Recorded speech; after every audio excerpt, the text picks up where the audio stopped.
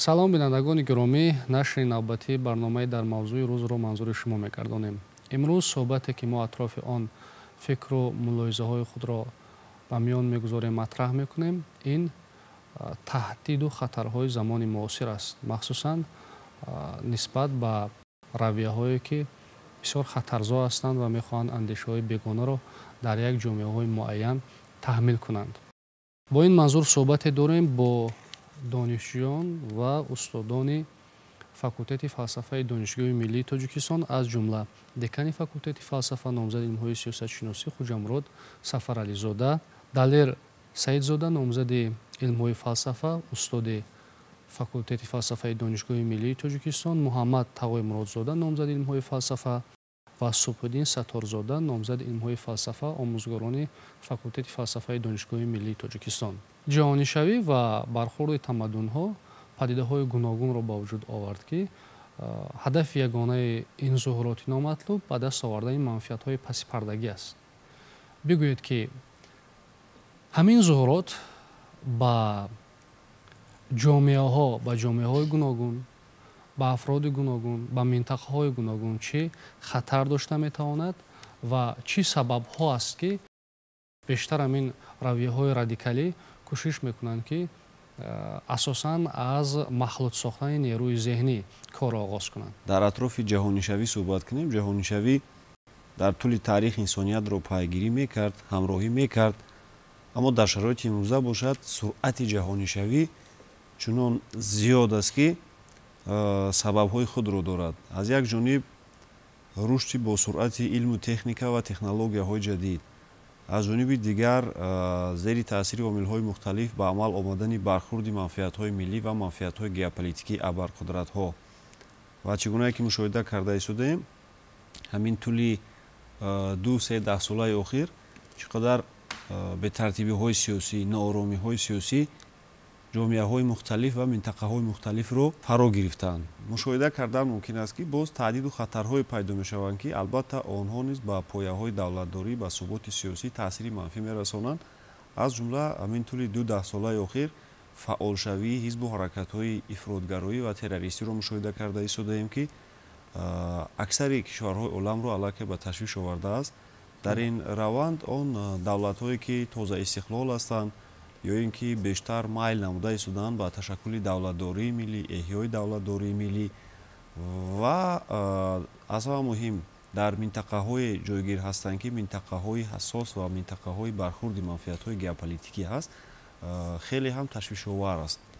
Аз ҳамин нуқтаи назар гуфтан мумкин аст, ки ҷаҳонишавӣ метавонад аз як ҷониб ба манфиати давлатҳоу миллатҳо бошад, вақте ки гап дар бораи истифодаи дастовардҳои нави илму техника меравад, истифодаи таҷрибаҳои пешрафтаи соҳаҳои гуногун меравад ва ин албатта ба фоидаи кор аст, ба манфиати кор аст. Дар маҷмӯъ ҳамзистии мусолимомез. Бале, ҳатто гуфтугӯи тамаддунҳо ва омехташавӣ нею бо ҳам наздикшавии фарҳангҳо, ҳамкории миллатҳо ва фарҳангҳо дар натиҷаи ҷаҳонишавӣ метавонад, ки боз ҳам хубтару беҳтар шавад. Аммо мутаассифона аз паҳлӯи дигар, аз дигар ҷанба истода ба ин масъала боғгузорӣ кунем, хавфу хатараш аз фоидаи дида бештар аст.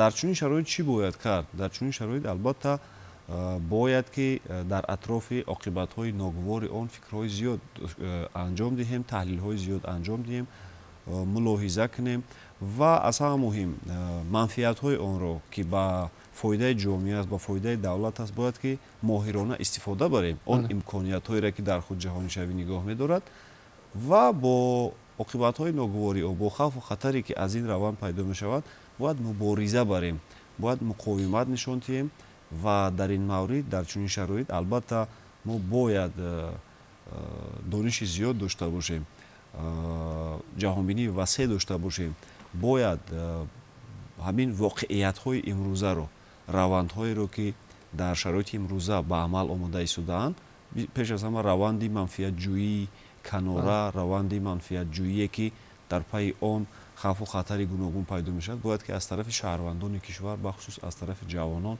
درک کرده شود و عاقبت‌های آن با آینده کشور و رشد این بعد کشور چگونه است اینا را باید که ما باید چکار کنیم آشکار سازیم.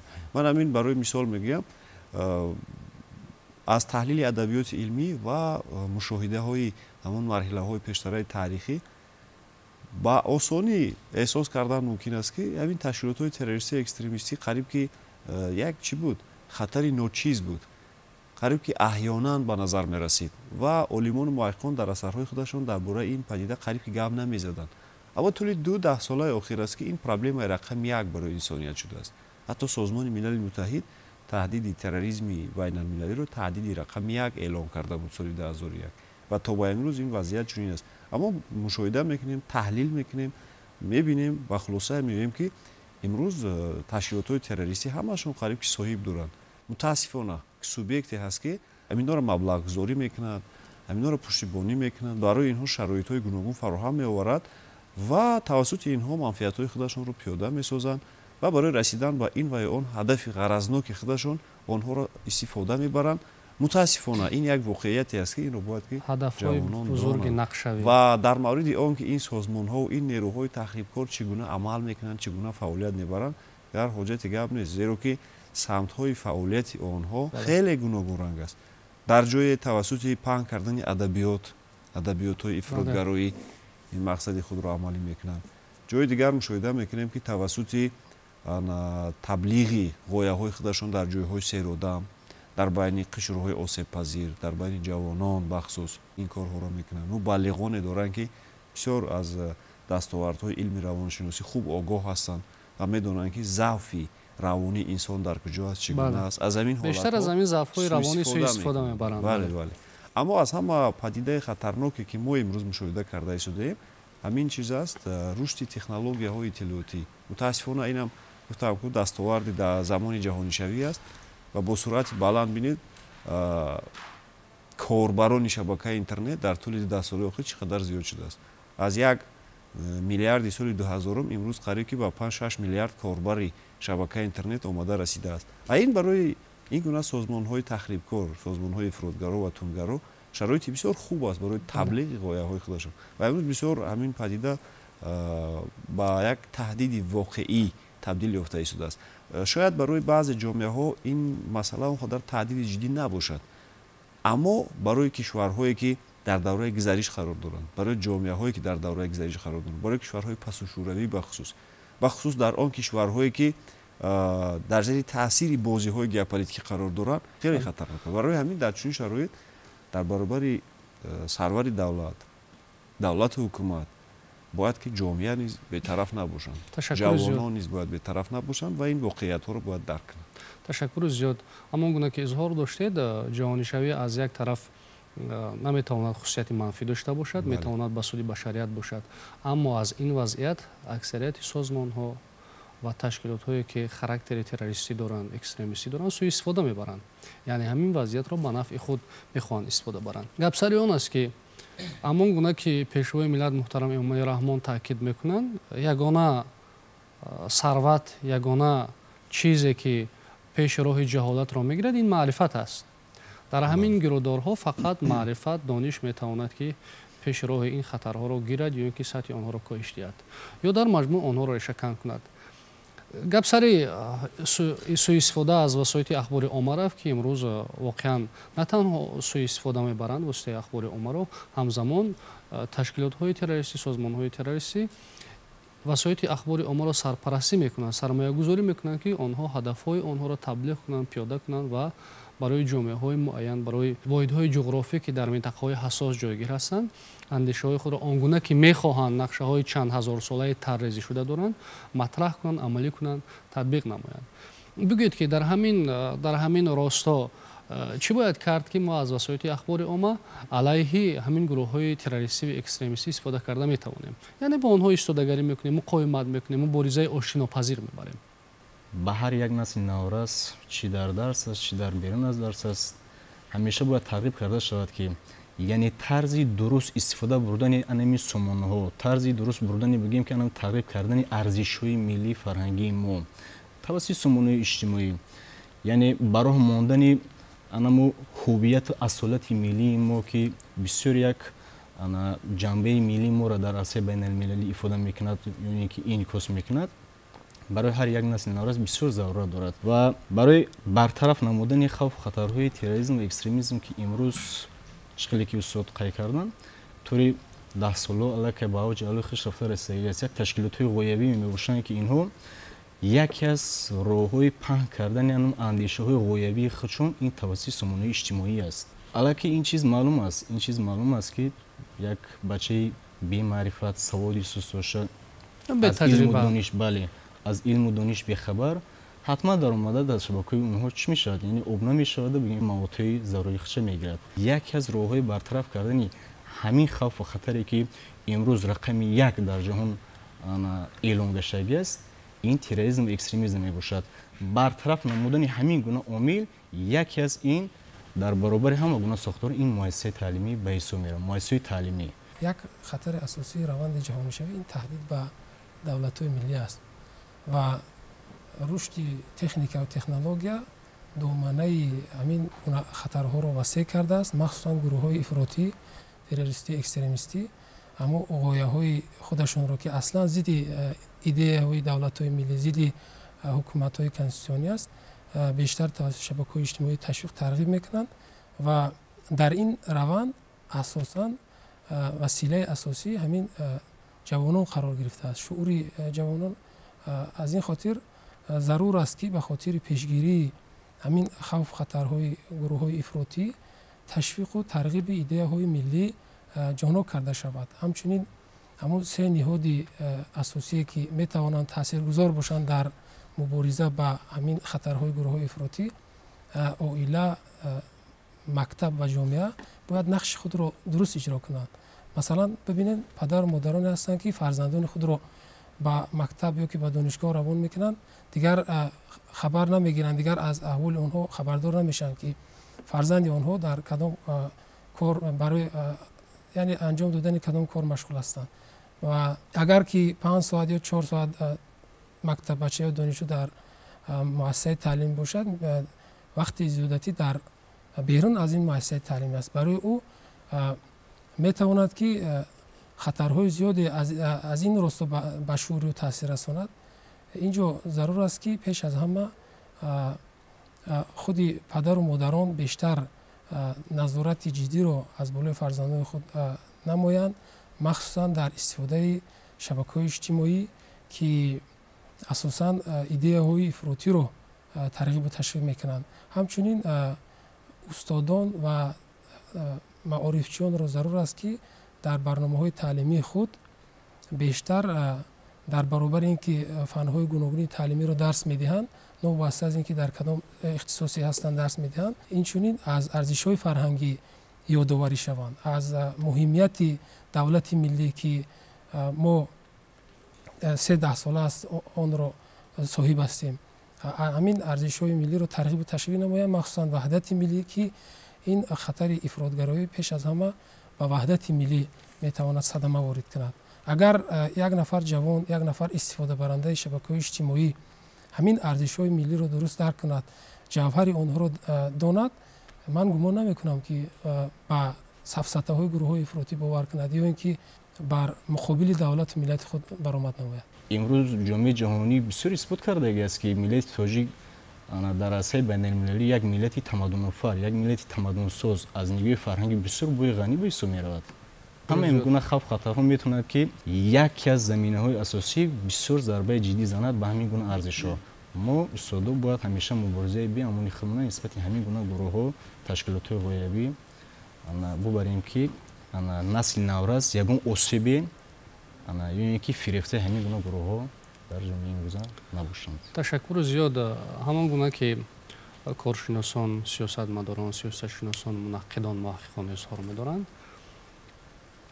تمام درگیری‌ها یا چالش‌هایی که در منطقه‌های معین، در دولت‌های کشورهای معین یا در سطح بین‌المللی با وجود می‌آیند و این سبب است که همین سوبیکت‌های همین مناسبت‌ها تنها با زبان منفیت با همدیگر صحبت می‌کنند و با مقصد عملی کردن منفیت‌های خود аз ҳеҷ гуна роҳу воситаҳо канорагирӣ намекунанд ё ки худдорӣ наменамоянд.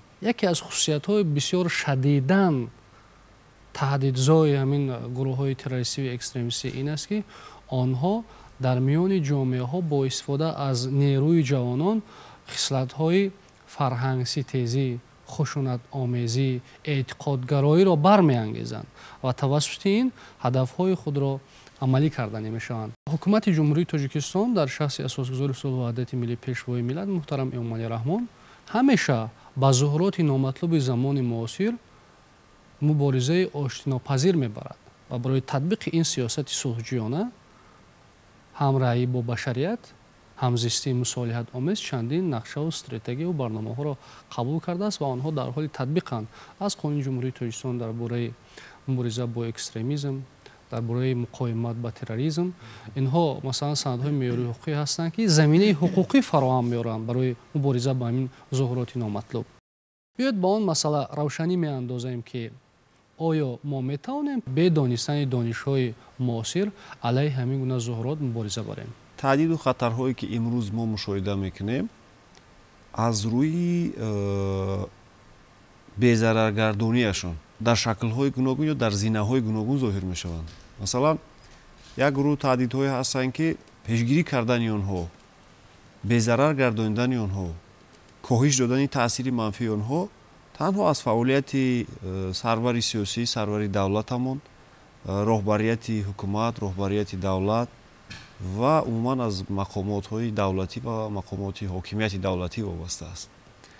аммо боз ҳастанд як гурӯҳ таҳдидҳое ки давлату ҳукумат дар танҳоӣ аз удаи безарар гардонидану аз байн бурдани онҳо намебароянд ва дар ин маврид бояд ки дар баробари давлату ҳукумат инчунин шаҳрвандон низ қишрҳои гуногуни ҷомеа низ бояд амин таҳдидро эҳсос кунанд, эътироф кунанд ва оқибатҳои онро барои ҷомеа хатарнок қаламдод кунанд ва амира дар ҳақиқат ҳамчун таҳдид шиносанд. дар чунин маврид шаҳрвандон баъд метавонанд ки дар таъмини амният, дар таъмини суботи сиёсӣ, дар пешгирии ҳамин гуна таҳдиду хатарҳо санг гузоранд. ҳатто боз ҳастанд таҳдидҳое ки дар давлатҳо ва ҷомеаҳо дар танҳоӣ, миллатҳо дар танҳоӣ аз удаи безарар гардонидани онҳо намебарояд. баъд мебинем ки мисол дар низоми муносибатҳои байналмилалӣ муттаҳидшавии давлатҳо, ҳамкориҳои байни давлатӣ пайдо мешавад. сабабаш дастаҷамъона дар муқобили ягон падида, дар муқобили ягон хавфу хатар, таҳдид, мубориза бурдан аст ки инро мо дар мисоли мубориза бо терроризм дида истодаем ки аксарияти давлатҳо дар форматҳои гуногун албатта дар доираи манфиатҳои худашон муттаҳид шуда мубориза бурда истоданд. ҷумҳурии Тоҷикистон ҳам доимо барои ҳамкорӣ кардан, дастаҷамъона амал намудан, дастаҷамъона мубориза бурдан бо ҳамин гуна таҳдидҳоро пешниҳод мекунад. дар мавриди дигар таҳдидҳо ҳам созмони милали муттаҳиду созмони ҷаҳонии тандурустӣ ва дигар ниҳодҳои байналмилалӣ мавқеи ҳамин гуна дорад. барои ҳамин инҷа вақте ки дар бораи мубориза бо таҳдид мегӯем, аввал бояд муайян кунем ки ҳамин таҳдидро кӣ бояд безарар кунад, киҳо бояд дар мубориза бо ҳамин таҳдид иштирок дошта бошанд. мана имрӯз ози вақте ки ҳуҷумҳои иттилоотӣ мегӯем, паҳн шудани ғояҳои ифротгароӣ ва тундгароӣ тавассути шабакаҳои иҷтимоӣ ва тавассути расонаҳои интернетӣ мегӯем, албатта инҷа давлату ҳукумат дар танҳои худашон ба мақсад ноил намешаванд. инҷа бояд ки шаҳрвандон низ дар паҳлӯи давлату ҳукумат истода бояд ки дастаҷамъона, ҷомеа бояд ки дастаҷамъона дар муқобили ҳамин таҳдидҳо мубориза бубаранд. албатта инҷа бояд механизмҳои зиёдерам роҳандозӣ карда шавад. масалан пеш аз оне ки мо дар муқобили ягон таҳдид мубориза барем, онро безарар гардонем ё таъсири манфии онро аз байн бибарем ё коҳиш дода то ба сифр бурда расонем, аввал мо бояд худи ҳамун таҳдида эътироф кунем. он субъекте ки шаҳрванд аст, як ниҳоди ҷамъиятӣ аст, як ниҳоди давлатӣ аст, касоне ки дар ҳамин самт масъул ҳастанд барои муқовимат ва мубориза бурдан ё ин ки дар ҳимояи манфиати миллӣ, манфиати давлат, манфиати ҷомеа масъулият ҳис мекунад, ин бояд аввал ин таҳдида эътироф кунад. ҳамчун таҳдид, ҳамчун хатар бояд ин эътироф кунад, шиносад. барои ин чӣ дар кор аст? албатта ҷавонбинии васеъ дар кор аст. як қонунияте ҳаст ки албатта рушди дониш ва рушди илм суръат дорад. баъзан вақт суръати паст, баъзан вақт суръати бало. айни замон суръати илму дониш, ташаккул ва рушди илму дониш бо суръати хеле баланд ба амал омада истодааст. ин маъноеро дорад ки агар инсоният ба ҳамин масъала диққати ҷиддӣ натиҳад, роҳ усулҳои хубтар беҳтар дар муддати кӯтоҳ дониши бештари босифатро пайдо накунад, механизмҳои ҳамин гуна донишҳоро, дониши ӯ, ҷаҳонбинии ӯ аз замона қафо мемонад. барои ҳамин ба воқеиятҳо дигар наметавонад баҳои объективитият ба таври дуруст амира баҳогузорӣ кунад. ана чунин вазъият ин осебпазирӣ аст барои ҷомеа, барои кишвар ва ин метавонад барои ҳамин як қатор давлатҳо, бахусус як қатор созмонҳо ва ташкилотҳои террористӣ, экстремистӣ, нерӯҳои тахрибкор, душманони миллат як пайти муносиб ё ин ки як шароите бошад ки аз ҳамин вазъият, аз ҳамин шароит ба манфиати худ истифода кунад. барои ҳамин вақте ки пешвои миллат зиракии сиёсӣ мегӯянд, ин пеш аз ҳама ишора аввал ба дониши мо аст, ба ҷаҳонбинии мо аст, ки мо бояд аввал манфиати худамона шиносем, таърихи худамона донем, ки будем, фарҳанги худамона, тамаддуни худамона. баъдан мо метавонем гӯем ки киҳо душмани мо аст, киҳо дар муқобили манфиатҳои мо амал карда истодаанд. ин як формулае ҳаст ки воқеият дорад ва ин аллакай исботшуда аст. то агар худро нашиносӣ, дигаронро шинохта наметавонӣ. барои ҳамин аввал мо бояд ба худшиносии миллӣ, ба худогоҳии миллӣ, ба масъалаи хотираи таърихӣ, омӯзиши таърихи миллат, таърихи давлат ва ба гузаштаи худамон, ба гузаштаи ниёгонамон, ба осори онҳо, ба дастовардҳои миллати худамон бояд аввал таваҷҷӯҳ кунем. аввал мо бояд бидонем мо кӣ ҳастем. ин чизи бисёр муҳим аст дар шинохти таҳдидҳо, дар шинохти хавфу хатарҳои замони муосир.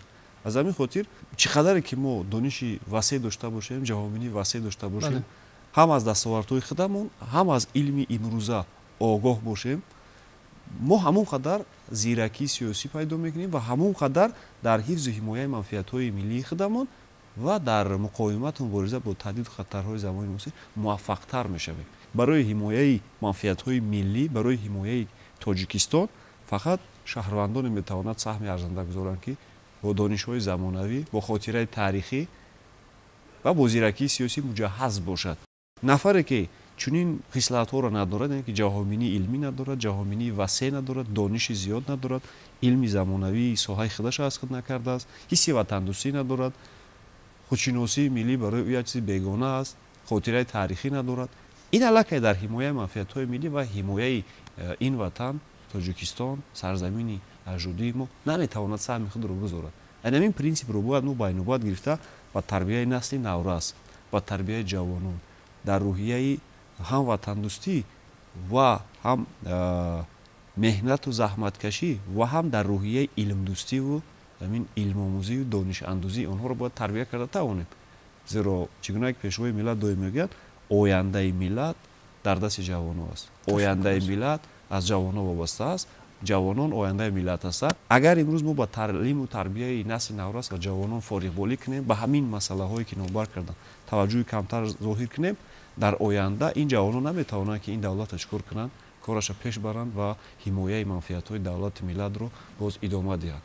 барои ҳамин имрӯз бояд истода фикри фардо, фикри ояндаро карда дар симои ҷавонон рушди минбаъдаи кишвар, рушди дурахшони тоҷикистони азизро бояд тасаввур карда тавонем. ташаккури зиёд. яъне донишҳои таърихии мо ё шинохти асли мо бояд ба ҳам омада бошад ба донишҳои муосир, яъне аз рафти суръати рушди технологияи замони муосир қафо набошад. дар чунин сурат мо метавонем ки яъне ҷаҳонбинии миллии мо заминаи ҷаҳонбинии илмӣ дошта бошад ва ба арзишҳои умумбашарӣ низ эҳтиром гузорад. дар чунин сурат мо метавонем воқеан дуруст аст ки ба пуштибонӣ аз манфиатҳои миллат ва давлат баромад намоем. баъзан давлатҳо дар ҳамин муборизаҳо, дар ҳамин муносибатҳо аз проблемаҳо ё масъалаҳое ки танҳо наметавонад ҳалли онҳо салоҳияти як давлат бошад, як ҷомеаи муайян бошад, канорагирӣ мекунанд ва баъзан дар проблемаҳо, масъалаҳое ки байни ҷомеаҳо, субъектҳои муносибатҳои байналхалқӣ ба вуҷуд меоянд, онҳо мавқеъгирии духӯраро ихтиёр мекунанд. ҳолатҳое мешавад ки онҳо созишнома мебанданд, ҳолатҳое мешавад ки онҳо даст медиҳанд, паймон мебанданд, аммо ин санадҳои ба имзо расонидаро иҷро намекунанд. чунин вазъият мавқеи духӯра гирифтан даст намедиҳад ки ҷомеаҳо, давлатҳо ояндаи сиёсатро, ояндаи ҷомеаро ба таври объективӣ баҳо диҳанд. яъне ки оянда норошан аст. аз ҳамин лиҳоз таҳдиду хатарҳо, масалан хавфи онҳо бештар мешавад. бо шинохти воқеии вақту фазо як бор ба он масъала муроҷиат кунем ё таваҷҷӯҳ намоем ки имрӯз аксарияти коршиносон бар ин назаранд ки ҳамин бедории миллӣ, зиракии сиёсӣ, хидмати аҳлона ба нафъи халқу диёр, онҳо ба ин назаранд ки бояд аз унсурҳои меҳварӣ ё калидии мундариҷаи консепсияи миллии тарбияи ҷавонон бояд бошад. аз унсурҳои меҳварӣ бояд бошад. маҳз дар чунин сурат мо метавонем ки дар ҳифзи ҳимояи ҳамин ҷомеа дастёб бошем ё комёб бошем. хуб, дар хусуси он ки бештари ин созмонҳои радикалӣ, гурӯҳҳои радикалӣ мехоҳанд ҷавононро фирефта созанд, дар суҳбати мо ҷавонон иштирок доранд, донишҷӯёни факултети фалсафа иштирок доранд. биёед бо худи онҳо суҳбат кунем ки худи онҳо ба ҳамин гурӯҳҳои террористиву экстремистӣ, ба мафҳумҳое ки имрӯз зиёд вомехӯрем, масалан ҷиноятҳои фаромиллӣ муташаккил, ҷиноятҳои кибернетикӣ ёки терроризми иттилоотӣ, инфодемия, чандин истлоҳҳое ҳастанд ки маҳз бо сабаби тунд шудан ё тез шудани ҳамин боризаҳои идеологӣ ки дар пасманзари онҳо ҳадафҳои муайян қарор мегирад ба вуҷуд омадаанд. хуб, ҷавонон чӣ назар доранд дар ҳамин росто? ҷавонони кишвар нерӯи пешбарандаи ҷомеа ба ҳисоб мераванд. дар шароити ҷаҳонишавӣ имрӯз ҷавононро зарур аст ки моҳият ва худшиносии миллии худро донанд. яке аз таҳдидҳои ҷаҳонишавӣ ин терроризм ва экстремизм ба назар мерасад ки ҷавононро ба ҳар роҳ восита ба гурӯҳҳои ифротгароӣ ташвиқу тарғиб мекунанд ва шабакаи ҷаҳонии интернетӣ ки воситаи асосӣ ба амал баровардани чунин тарғибу ғояҳои ифротӣ ба назар мерасад. имрӯз ҷавонон бояд аз он оқилона дуруст истифода баранд. чӣ рисолат дорад як ҷавон барои дифоъ аз манофеи давлат, аз арзишҳои миллӣ, аз он таърихе ки ниёгони мо тӯи садсолаҳо, ҳазорсолаҳо онро ташаккул доданд ва то ба имрӯз ба мо расониданд. рисолати як ҷавон барои ҳифз, ҳимоя аз ҳамин арзишҳо ба фикри шумо дар чӣ аст? имрӯз тоҷикистон ҳамчун як давлати соҳиби истиқлол дар ҷараёни ҷаҳонишавии муносибатҳои иқтисодию, иҷтимоӣ ва сиёсию фарҳангӣ қарор дорад ва дар ин замина мо ҷавононро водор месозад ки худшиносии миллии хешро баланд бардорем. асосгузори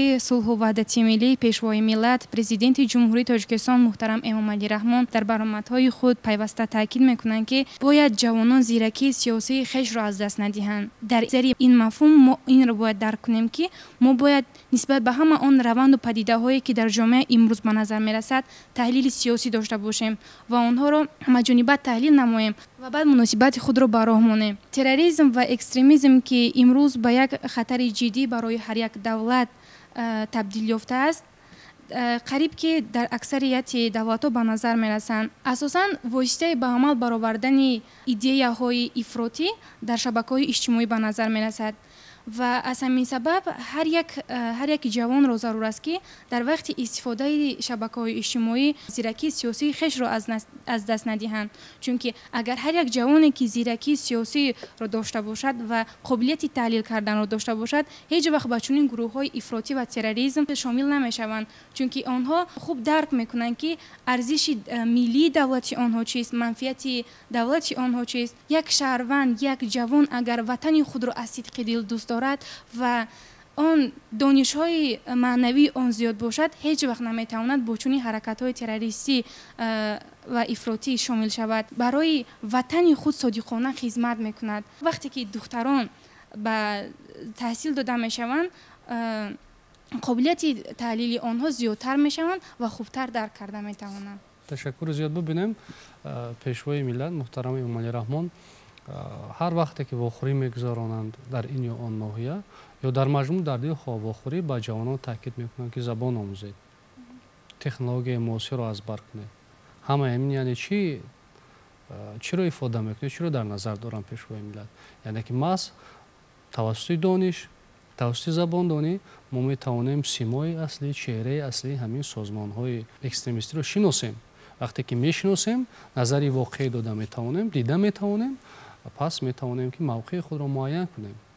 мавқеи худро алайҳи ин созмонҳо, алайҳи он гурӯҳҳое ки мехоҳанд арзишҳои бегонаро, андешаҳои бегонаро, як фарҳанги бегонаро болои як ҷомеаи дигар талқин кунанд, таъмил кунанд. маҳз дар асоси дониш мо ба ин чиз муваффақ мешавем. биёед аз ҷавонони дигар мепурсем ки аз нигоҳи шумо имрӯз ҷавонони мо ба ҳамин омӯзиши забонҳои хориҷӣ, ба технологияи муосир чӣ завқ доранд, чӣ нигоҳ доранд?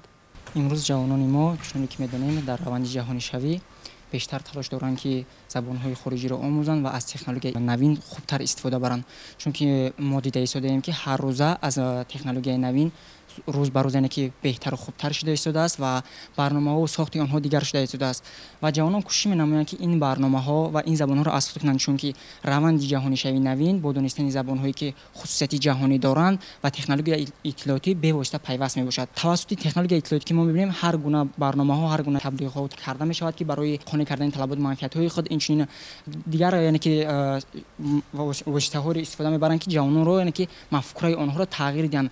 اما در واقع اگر نظر کنیم جوانان امروز درک کرده ایستادند، چون که ما اگر در یک 10 سال پیش نظر کنیم جوانان ما اونقدر خوب یعنی تکنولوژی را هم نمی‌فهمیدند و اونقدر معلومات نداشتن، مخصوصا در ده‌ها جای‌ها اونقدر یعنی که اینترنت عموما استفاده برده نمی‌شد. در یک دهه اخیر که ما می‌بینیم در ده‌ها جای‌های ما هم یعنی که استفاده از تکنولوژی اطلاعاتی زیاد شده است، چون که مردم درک کرده ایستادند.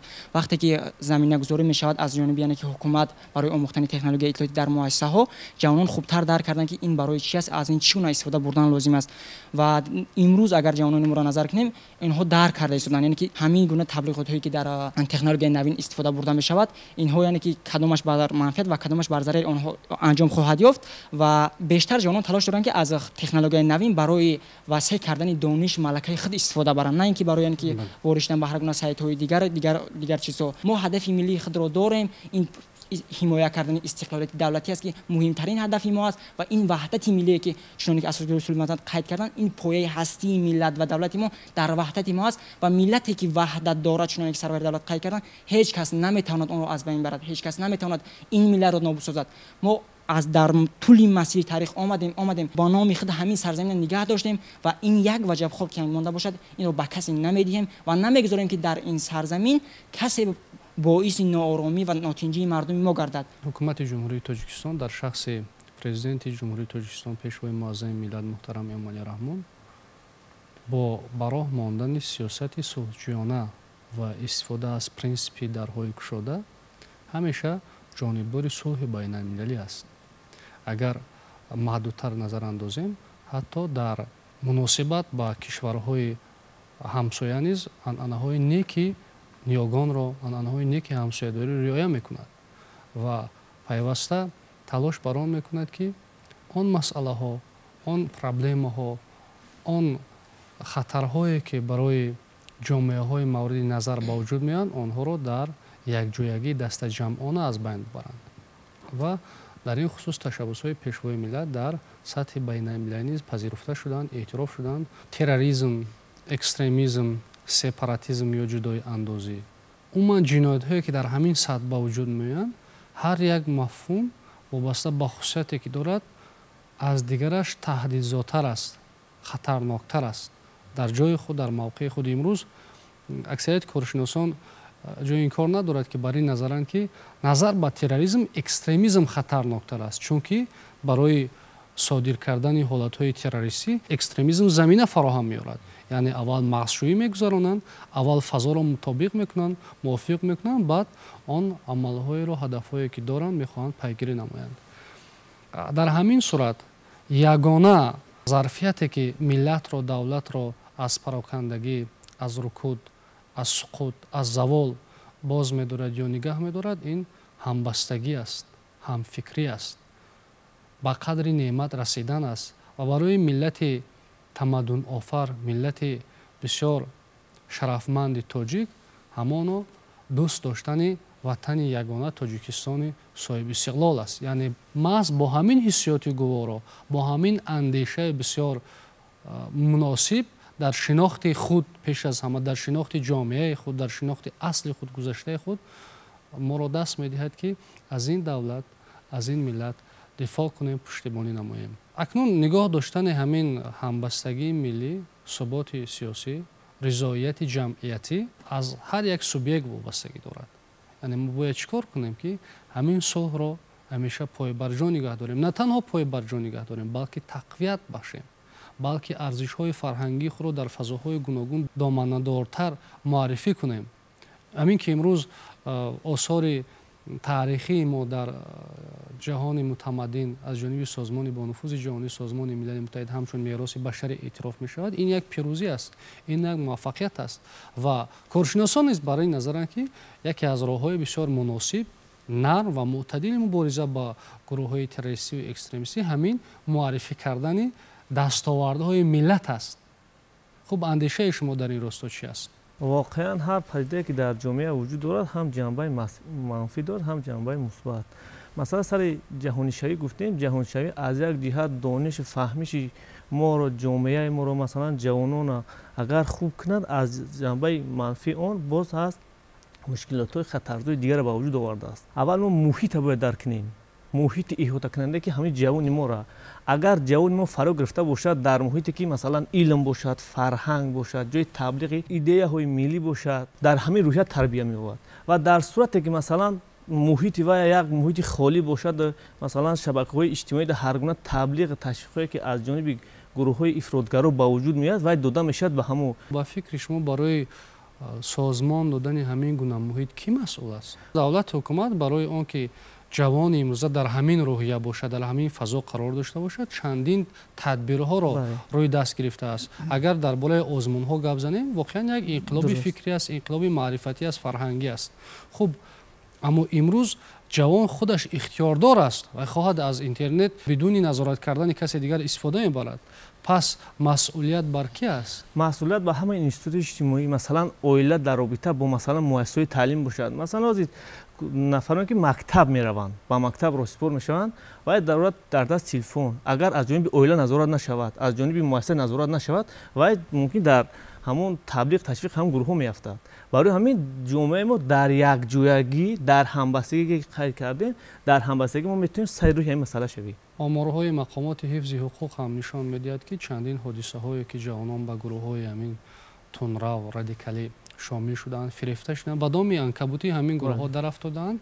این از مؤسسه های تحصیلات میانه و از حتی از محیط خانه هم هست که توسط اینترنت، توسط استفاده از تلفن آنها به همین گروه های که با پایداری جامعه متمدن تهدید میکنند، خطر ایجاد میکنند، پیوست شدند. مرحمت. تاریخ او است که ملت تاجیک یک ملت متمدن، فرهنگ سالار و ضد خشونت بود. همیشه ترغیبگری ارزش‌های انسانی و عمومی بشری بود و امروز هم اعتراف شدن چندین پیشنهادهای حکومت مملکت در عرصه بین‌المللی گواه آن است که ملت تاجیک هیچگاه در شعورش، در تفکرش ایده های افراطی نداشت. ولی وقتی که ما در زمان معاصر می‌بینیم که بعضی از شهروندان ما به همین گروه های افراطی شامل میشن و ترغیب و تشویق میکنن عقیده های افراطگرایی رو، این گواه آن است که خطری جدی از سوی بیرون یا که با تاثیر عامل‌های گوناگون به شعور ملی، به شعور جوانان همین خطرها رو به وجود آورده است و امروز دولت حکومت وظیفه خود را اجرا کرده ایستاده است برای مبارزه بردن با همین خطرها. مثلا استراتژی های معین در مقاومت با اکستریمیسم قبول کرده است. قانون جمهوری تاجیکستان درباره تربیت و تندرستی شهروندان قبول کرده است. فقط اینجا رسالت اساسی ما شهروندان اهل جامعه این است که در تطبیق برنامه‌های دولتی سهمگذاری باشیم، در پشتیبانی از سیاست حکومت کشور نموده در حفظ منفعت‌های ملی سهم خود را گذاریم. رسالت خویش رو انجام دادن بهر حفظ منفعت‌های ملی، حفظ منفعت‌های ارزش‌های فرهنگی و دیگر مسائلی که برای ما ضرور است در زمان معاصر. بسیار یعنی همین مسئولیت ما را طلب میکند. خود رو بشناس. وقتی که سقراط این مسئله را پیشنهاد کرد با اون معنی گفت که یعنی انسان وقتی که خود رو میشناسد، انسان به درک و حفظ بگیم که منفعت‌های ملیش صرفا رفته میتوند و همین مسئله در مکتب‌های گوناگون شرقی ما با نام خودشناسی ifade شد دریافت کرد. همین مسئله بعداً در روندی بگیم که تاریخ خودشناسی ملی و خودشناسی فردی و خودشناسی انا فرهنگی و اقتصادی و دیگه مسائل ها یعنی پای هم به وجود آمدن. لیکن انا اکثر مسئله خودشناسی را وقتی که ما نگاه میکنیم در خودشناسی سه رکن اساسی است. سه رکن. یکی خود اداره کنی و دیگری خود نظارت کنی و سوم میشد خود تکمیل دهی. یعنی رفتار خودمون اداره کنیم، رفتار خودمون اداره کنیم، بله، بعدا نظارت کنیم، بعدا نظارت کنیم و تکمیل دهیم. بله. زندگی و حیات ما از دو بخش اساسی عبارت است، یکی جنبه مادی و دیگری جنبه معنوی. اکثر محققان یکی از بگیم که بسیار شامل شدن خود جوانان است امروزه را بسیارتر از دو بخش، یکی جنبه مادی را عامل اساسی میدونن یک گروهش و دیگری جنبه معنوی را. امروز علاقه همه چیز اثبات شد. امروز زندگی همه اون بگیم که طرز زندگی که ما چی در پیش داشتیم و حاضر در کدام سطح قرار داریم. این از اینجا معلوم میشه که یکی از عامل‌های اقتصادی نبوده است در پیوست شدن که شامل گشتن با اون تشکیلات و غایبی‌هایی که در زمان امروز بسیار اوج گرفتگی است. از همه در چیزی مهمی که امروز شامل میشوند، یعنی که انا به همون گروه پیوست میشوند، این مسئله معرفتی کامل نبودن خود دانش بچه است، دانش انسان است، دانش مردم است.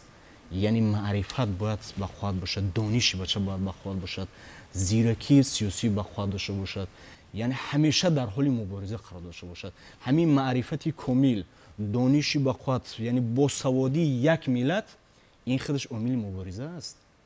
این خودش هیچ گونه با خرافات و با تعصب و دیگر عامل خوف خطر در جامعه راه نمی‌دهد. این یکی از مسائل اساسی است.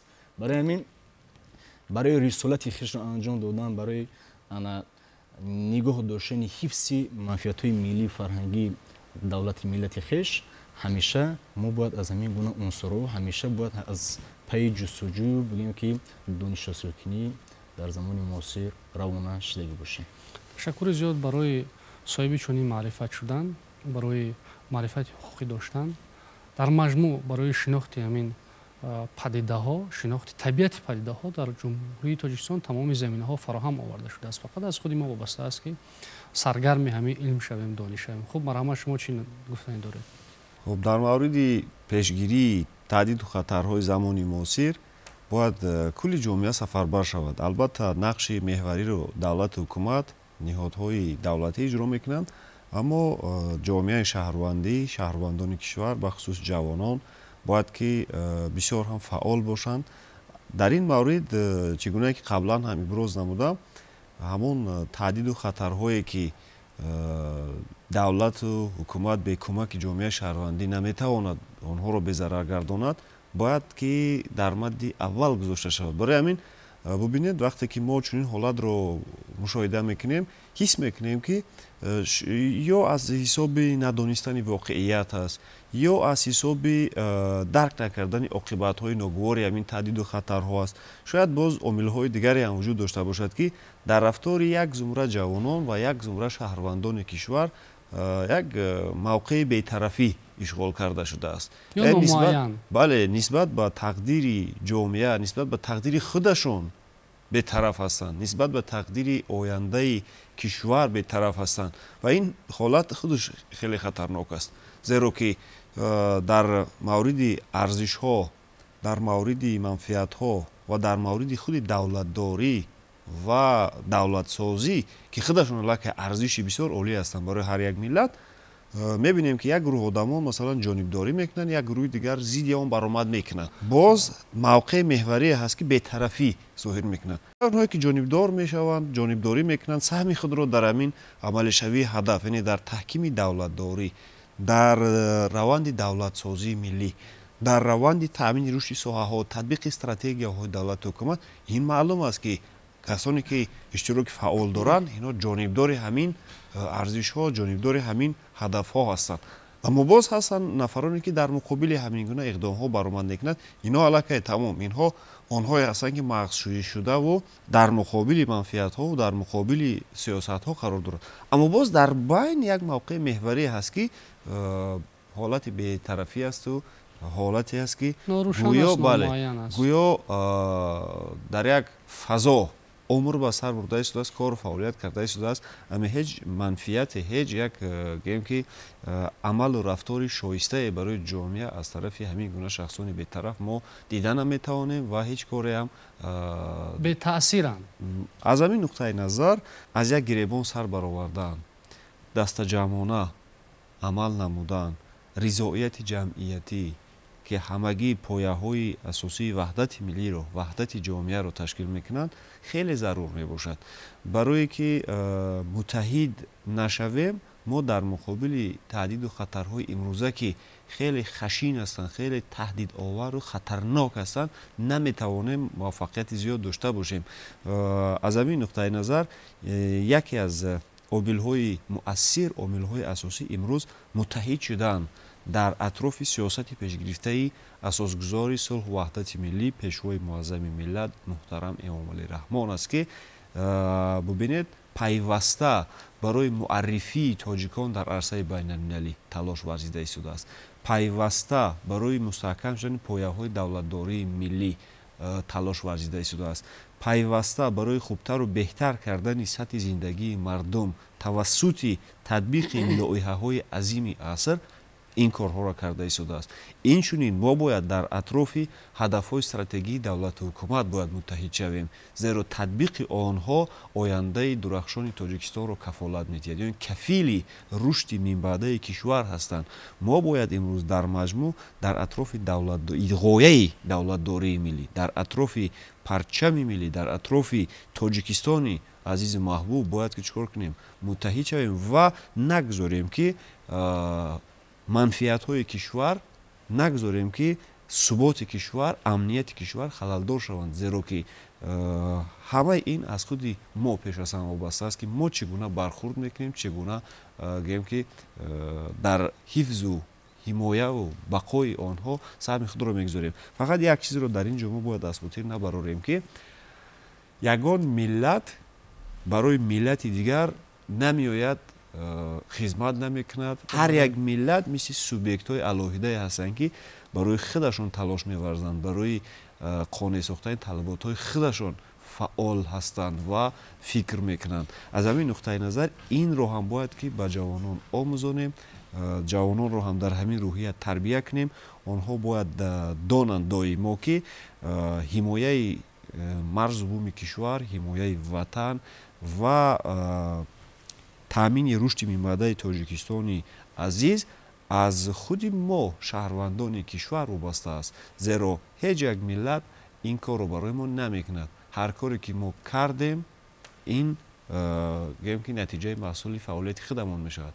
Ва ҳар коре ки имрӯз дорем, ҳар дастоварде дорем, ин ҳамаашон маҳсули фаъолияти босамару шабонарӯзӣ, заҳматҳои шабонарӯзии пешвои муаззами миллат аст, заҳматҳои давлату ҳукумат аст, бахусус суботу амнияте ки дорем, фаъолиятҳои шабонарӯзии мақомоти қудратии кишвар аст ва ҳар он дастоварди дигаре ки дорем маҳсулу талоши фарзандони фарзонаи ҳамин сарзамин аст. Дигар ягон миллат, ягон давлат инҷа саҳме надорад. Ҳар коре ки мешавад дар низоми муносибатҳои байналмилалӣ, дар доираи ҳамкориҳои байналдавлатӣ, ҳар як давлате дар доираи манфиати худаш амал мекунаду ҳамкорӣ мекунаду робита барқарор мекунад. Барои ҳамин ин воқеиятро ҳам бояд мо ба айнобат гирем ва бо боварии комил гуфта метавонам ки дар мубориза бо ҳама гуна таҳдиду хатарҳо мо метавонем ки муваффақияти назаррас дошта бошем. Ташаккури зиёд. Аҷаб ин аст ки ҳар вақте сухан дар бораи терроризму, экстремизму, дигар равияҳои хатарзо меравад, дар муқобили ҳамин андешаҳо худшиносии миллӣ, хештаншиносӣ, таҳкими ҳофизаи таърихӣ, дӯст доштани ватан модар бидуни ихтиёр ба вуҷуд меоянд.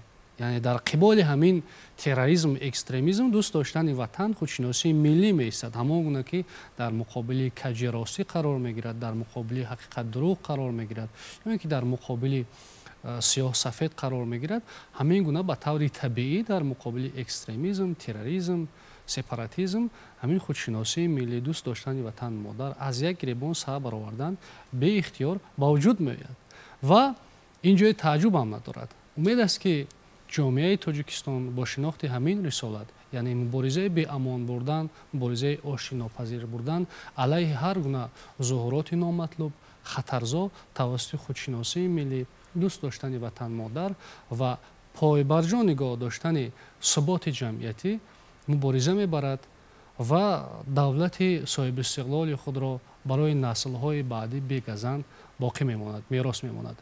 бинандагони гиромӣ, дар ин ҷо суҳбати мо вобаста ба таҳдидҳои ҷаҳони муосир ва пешгирӣ аз онҳо бо ҳайати устодон ва донишҷӯёни факултети фалсафаи донишгоҳи миллии Тоҷикистон бо шумоли декани факултети фалсафа Хоҷамурод Сафарализода, номзади илмҳои сиёсатшиносӣ, Далер Саидзода, номзади илмҳои фалсафа, Муҳаммад Тағоимуродзода, номзади илмҳои фалсафа ва Субҳиддин Сатторзода, номзади илмҳои фалсафа, омӯзгорони факултети фалсафаи донишгоҳи миллии Тоҷикистон ба поён мерасад. Орзуи ҳамешагии мо ин аст, ки парчами бахту иқболи баланд дар фазои Тоҷикистон ҳамеша парафшон бошад ва насли имрӯзи мо ба ояндаи нек, ба ояндаи дурахшони Тоҷикистон назар андозанд ва беҳтарин иқдомҳоеро, ки ба нафъи миллати тоҷик аст, ба нафъи машариат аст, рӯй даст бигиранд.